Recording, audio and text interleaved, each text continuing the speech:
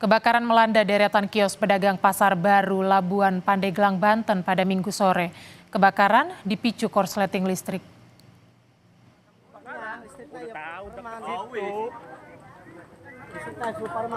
Kebakaran yang terjadi jelang waktu berbuka puasa membuat warga di sekitar panik. Para pedagang berupaya menyelamatkan barang dagangan mereka. Sebagian lainnya berusaha memadamkan api dengan alat seadanya. Api baru berhasil dipadamkan pada pukul 7 malam. Total 19 kios di pasar ludes terbakar.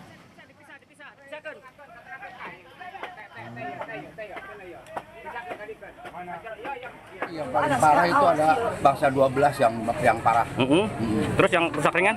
Rusak ringan ya bangsa kios-kios kecil lah Pak. Ada sih baru tutup sih Bapak. Baru udah beberes sih Pak. Gitu ya. Jadi baru jam setengah itu bahkan waktunya kan ini Ramadan. Berarti persiapan untuk buka puasa.